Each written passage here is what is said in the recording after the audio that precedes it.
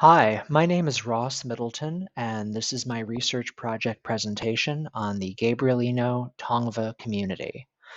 I have been studying this community throughout the semester, and I've learned a lot. I also learned quite a bit by visiting the cultural institution, which is pictured here on this slide. So I have a lot of things to share with you, and I'm excited to discuss them. So let's get started.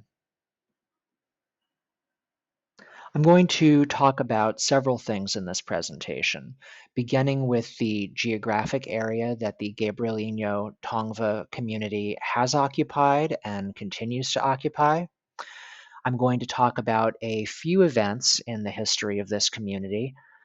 I'm going to go through some of the different names used by people in the tribe in terms of how they identify themselves on a tribal or band level. Then I'm going to talk a little bit about different forms of present-day cultural preservation, including websites, events, and cultural institutions, specifically the Kurravongna Village Springs and Cultural Center, which I visited. Then I'm going to share a little bit about my research process, some of the challenges I encountered, and my reflections on what I've learned. And finally, I'll close by sharing a couple of screens of the different references I've consulted throughout the semester. Now, the Gabrielino Tongva community has lived in Southern California for thousands and thousands of years.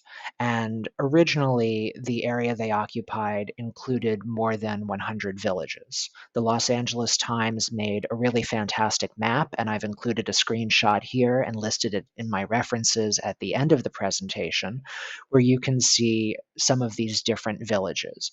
They are on the sites of present-day cities, towns, and neighborhoods that you may recognize, and some of the words from the Tongva and Gabrielino language show up in present-day place names like Cahuenga, Topanga, and Azusa. The present-day boundaries of this area are listed here: Palos Verdes, San Bernardino, Saddleback Mountain, and San Fernando Valley. And Gabrielino Tongva individuals have also lived on California's southern Channel Islands. As noted earlier, the Gabrielino Tongva people have lived in California for thousands of years, so I can't represent all of their history here.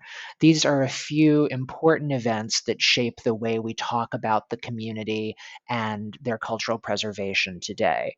And within the last several hundred years, it really is a history of fracture and displacement. The construction of the San Gabriel mission is a pivotal moment. We see San Gabriel, Gabrielino, and Gabrielino became a term collectively used for all of the different kinds of tribes that were displaced by the construction of the mission, all of the people who were forced to work on the mission. It was a tremendously disruptive fracturing event. Followed that with the 18 lost treaties of 1851, 1852 that could have set aside land for this population, but of course we know that those treaties were never approved. If we jump ahead to 1925, when the University High School was being constructed on the west side of Los Angeles, people began to discover ruins of a Gabrielino Tongva village, and we'll talk about that a little bit more soon. In 1992, some of the serious restorations of that space began. Here you will see some of the many different names used by the tribes in the Gabrielino Tongva community. You'll see that some are spelled or represented slightly differently. Some are completely different names entirely, such as Gabrielino versus Quiche versus Tongva. The Tongva name is somewhat controversial, as it came from a few interactions in the early 1900s between C. Hart Merriam and Narcisa Higuera, Mrs. James Rosemeyer.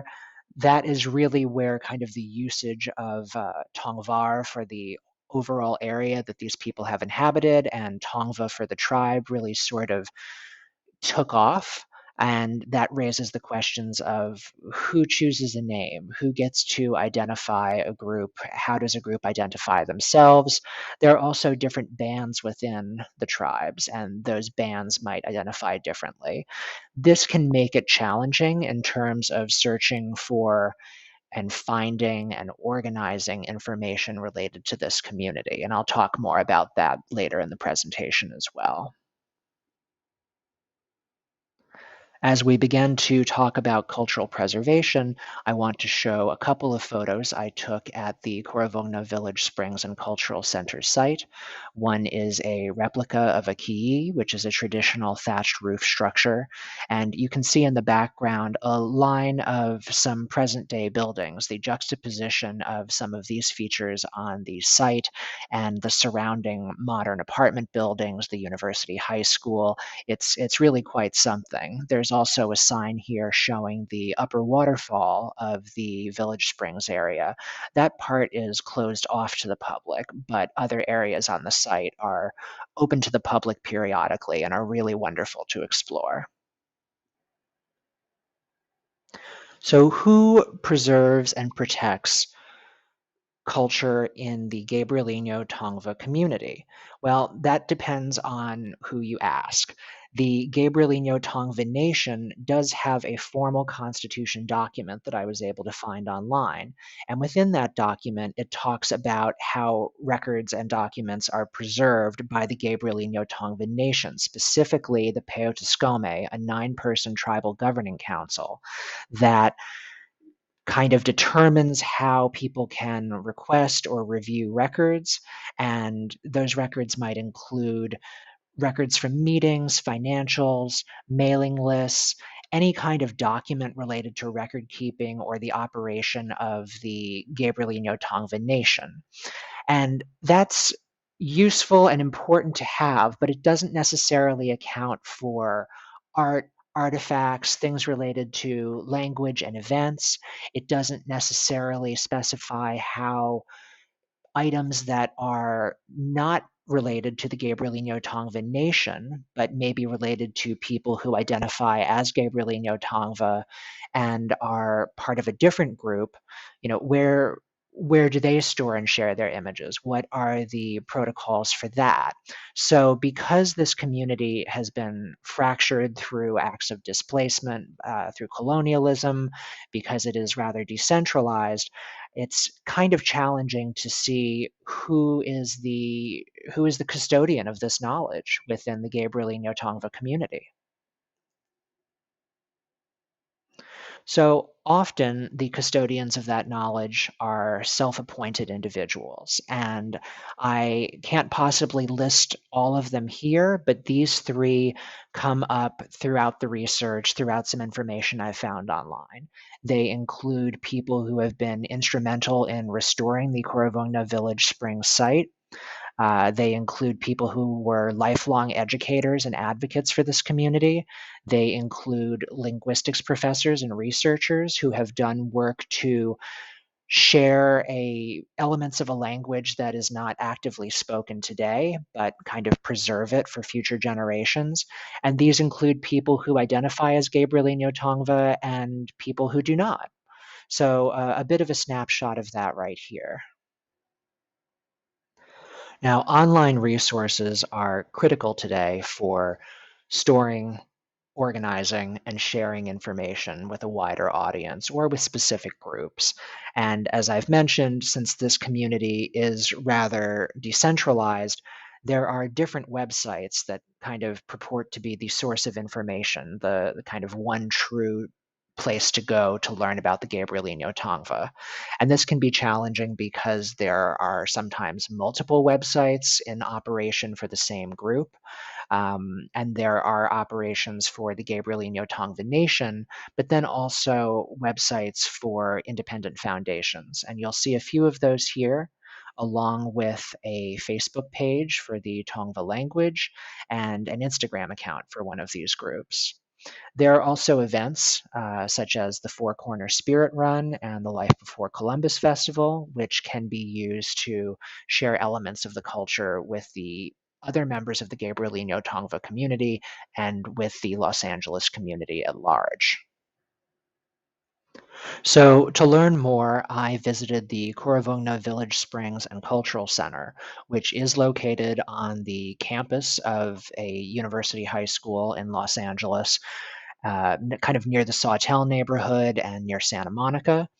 It has open house events the first Saturday of every month from 10 a.m. to 3 p.m. If you get the opportunity to visit, I highly encourage it.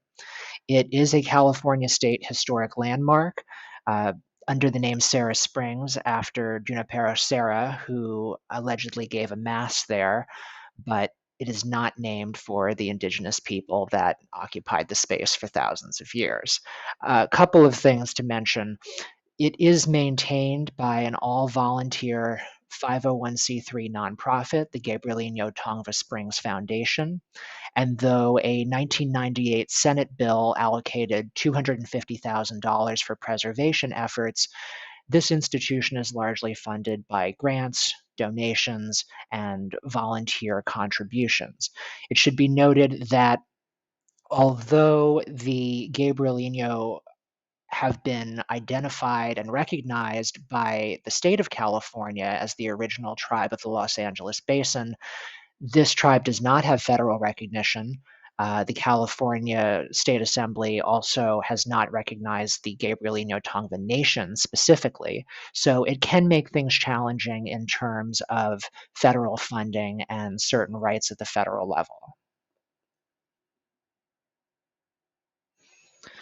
Here are a few more photos of the grounds of the Corovogna Village Springs and Cultural Center. It does a wonderful job of integrating the natural features of the land with the structures that the volunteers have created, with the landscaping they've done, and with the way that things are labeled on the grounds. Learning can really happen inside and outside the cultural center building. Visiting this site really made me think about the environment and natural landscape as a site of learning and the information that it can contain, whether that information is labeled like it is here with English names, Gabrielino Tongva names, or the scientific names of different plants. Different uses of the plants are also labeled here, and you'll see that the grounds are kind of divided into four parts in something that resembles more of a traditional medicine wheel structure. So thought has been paid to all different aspects of the grounds. Again, the cultural center building really blends seamlessly with the natural environment, so much so that you can barely identify it in this photo I took. You'll see in the center back of the photo a green shipping container-like structure. That is the cultural center, and the springs are in the foreground. Now, the cultural center does not permit photography or videos, but I can tell you a bit about what was inside. Photographs, maps, other documents kind of related to the history of establishing this site, different artifacts. Some are artifacts that are recovered from the site during restoration processes. Some are things that were donated, and some are things that were donated that are not necessarily items used by Gabrielino Tongva people, but they are similar to items that may have been used by this group in the past. So it gives a little bit of context. And the volunteers that operate the cultural center were very helpful about providing that context, answering any questions. There is a library room on site, but it's for volunteer staff and not public, so mainly more of a private meeting space than a resource center in there. But there is a burgeoning online social media presence in the form of an Instagram account. The Cultural Center and Springs used to have an active Facebook page that ceased operations in 2019, but I've put a little bit of a screenshot of the Instagram account here, and I highly encourage you to follow it. It was just launched the day I visited and now has 134 followers, so it's growing. In my research, I looked at a lot of online content, a lot of news articles, a lot of tribal websites, personal websites, social media pages, and that was really interesting in terms of getting individually curated, relatively current information. However, as I mentioned earlier, not all of those sites are actively maintained. In fact, during the course of my research, one of the major sites is no longer operating. There's kind of an out of office sign on it right now. Another one of the sites I had to access through the Internet Archive. So it's important that this information is aligned online, that it's clear, and that it is preserved in some way that ensures continuity in case a website ever disappears. The scholarship, it's also somewhat challenging to zero in on information about this community, not only because of the fractured nature of the community and the way so many people within it have been displaced throughout history, but because of all of those different names. So, visiting the Cultural Center gave me a really great opportunity to speak to people who are deeply familiar with the tribe, who may themselves identify as part of the tribe. That's where someone told me that really within this space, whether they're identifying as Gabrielino or Tongva today, many, many years ago, people used to identify more closely with their villages. So they would say, I am of this place rather than I am Tongva, I am Gabrielino. So that was interesting also. And I also got an individual perspective from one of the volunteers that to some, those variations in names are just the way things were written down on documents. But for others, those distinctions are very powerful. So all of that needs to be acknowledged and heard. Also, during research, some subject headings are a bit reductive and can almost enact a kind of cultural erasure. If you look at Library of Congress subject headings, for example, everything funnels down to Gabrielino, everything kind of directs to that. So if someone is looking for a different name for the community, or if someone within that community identifies differently, they might find research a little frustrating.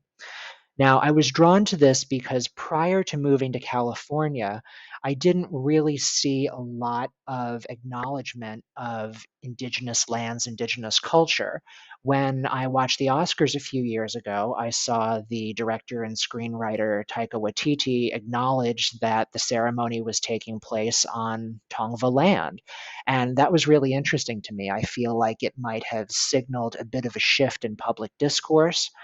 I also included a snapshot of this image here of someone who's standing on an island that says Tongva Home, 13,000 years. That is from a banner that hangs outside of a public LAUSD school in my neighborhood. So it's really great to see the ways that the local Los Angeles community does do something to acknowledge these people who have been there for thousands of years, but who have been heartbreakingly displaced through colonization. These are just some of the references I've consulted in my research, and here are some more of those. And I'm going to close with an image from a t-shirt that I got at the Coravugna Village Springs and Cultural Center, showing the current seal of the Gabrielino Tongva Springs Foundation. Thank you so much for your time. It's been a pleasure to learn with you this semester, and I wish you a great rest of the year.